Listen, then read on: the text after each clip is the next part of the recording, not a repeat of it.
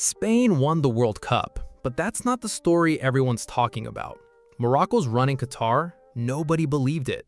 When they beat Spain, people said, lucky. When they knocked out Portugal, people said, miracle.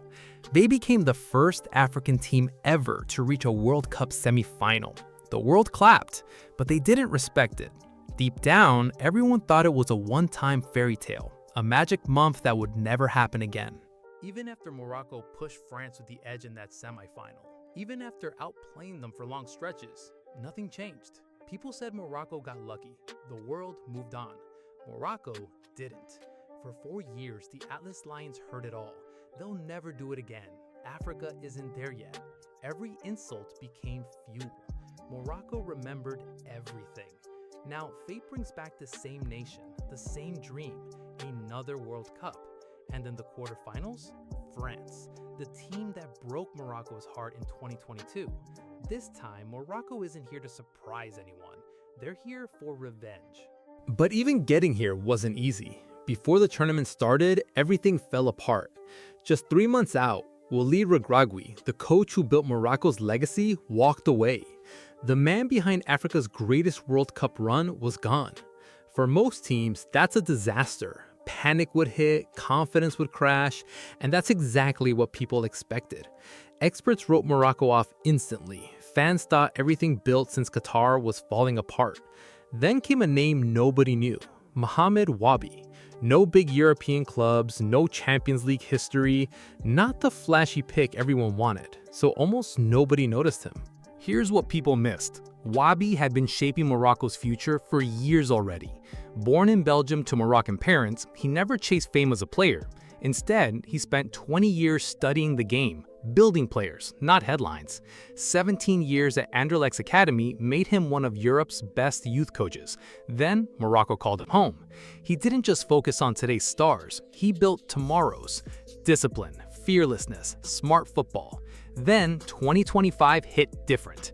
At the Under-20 World Cup in Chile, Morocco beat Spain, beat Brazil, beat France, even beat Argentina, the kings of youth football, in the final.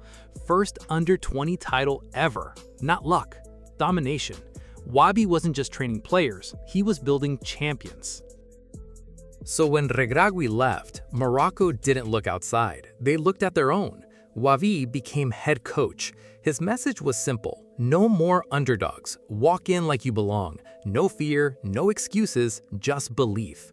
And that belief got tested fast. Morocco's group was brutal. Brazil, Scotland, Haiti. Everyone thought they'd barely survive. Instead, they made a statement.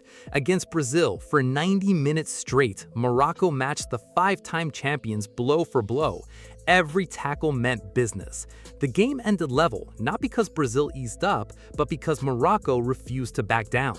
Then they crushed Scotland, then beat Haiti. 7 points, tied at the top with Brazil. The world started watching again.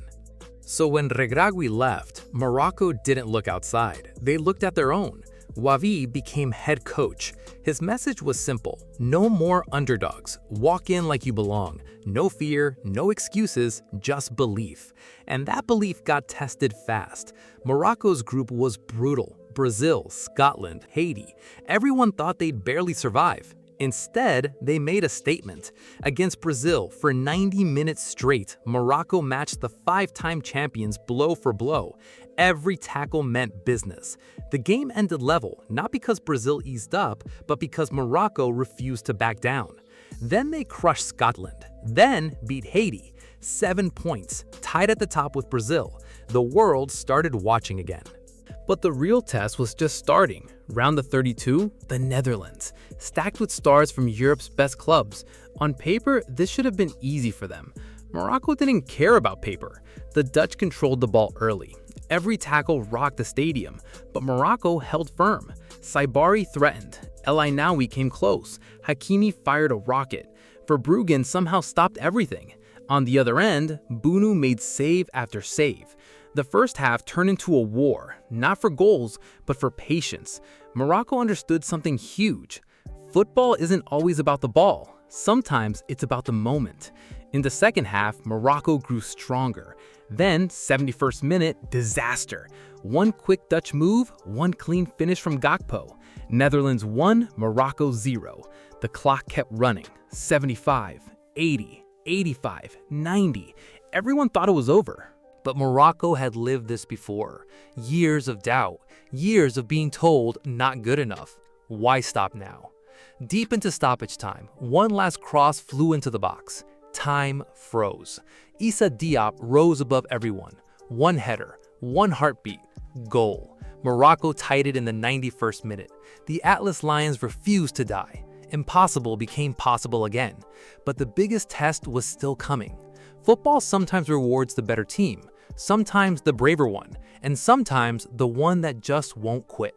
After Diop's header, everything shifted. The Dutch looked nervous. Morocco looked alive, because every Moroccan player knew one thing: if this hit extra time, it became their game. For over a decade, the Atlas Lions built a scary reputation. They slow teams down, frustrate them, break them mentally, then strike. Spain felt it in Qatar. Now the Dutch were about to feel it too. Extra time turned into a war of willpower. Every tackle got heavier. Every second mattered more. Morocco kept creating chances. Rahimi thought he'd won it, but Verbruggen made an incredible save. The Dutch barely survived. 30 more minutes, still no winner. Penalties, the cruelest test in football. Aynaoui missed. Netherlands ahead. Kluivert hit the post. Pressure swung back. Rahimi's shot got a hand on it but crept over the line. Hakimi hit the post too.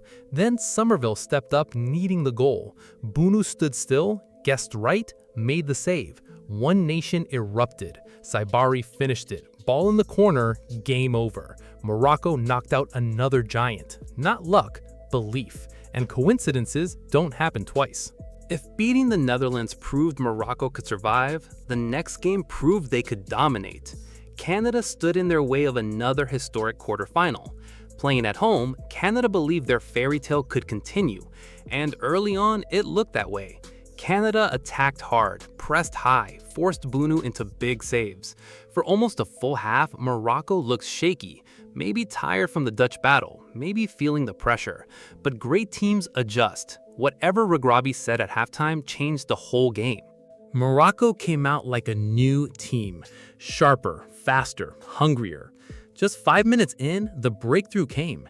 Hakimi lined up a free kick. Everyone expected a cross. Instead, he found Ounahi wide open outside the box. One perfect pass, one clean finish. Goal. From there, Morocco took over completely. Every pass had purpose. Canada pushed forward, desperate for an equalizer. That's exactly what Morocco wanted: space.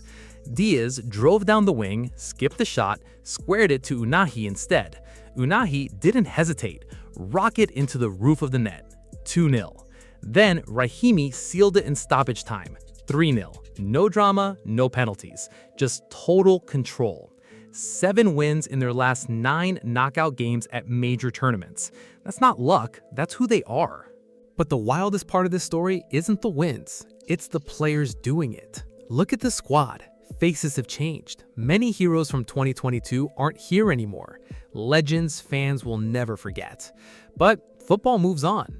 A new generation stepped up, raised to believe Morocco doesn't just show up at World Cups anymore. They show up to win them. Young stars like Bouaddi, Aynaoui, Talbi, Saibari, alongside veterans like Hakimi, Diaz, Ounahi, Rahimi, and Bounou, built something even scarier than the Qatar squad. This team doesn't need to prove they belong. They already know it. Wabi understood something simple. He wasn't replacing the old generation. He was building on it. His under-20 champions didn't dream of semifinals. They dreamed of being world champions. Different mindset. And mindset wins tournaments. Now comes something almost poetic. France. Again. The team that ended Morocco's dream in Qatar. The team that broke a nation's heart. 4 years later, that pain hasn't faded. Neither has the disrespect. People still call 2022 luck, still question if Morocco belongs with the elite. But football always gives you one more shot, one more 90 minutes, one more chance to rewrite the story. This quarterfinal isn't just about the semifinals, it's about respect, redemption, proving African football doesn't ask for a seat at the table anymore, it just takes one. If France underestimates Morocco again, they're walking into the biggest storm of this World Cup. These Atlas Lions aren't chasing hope anymore, they're chasing belief. And belief is far more dangerous. Maybe the biggest mistake wasn't doubting Morocco in 2022. Maybe it was thinking that story was already over. Legends don't disappear after one tournament. They grow. They come back stronger. The Atlas Lions aren't chasing history anymore. They're defending it. If the world still thinks Morocco is just another underdog, they're about to witness one of the greatest revenge stories football has ever seen. This isn't the same Morocco. They don't dream of shocking the world anymore.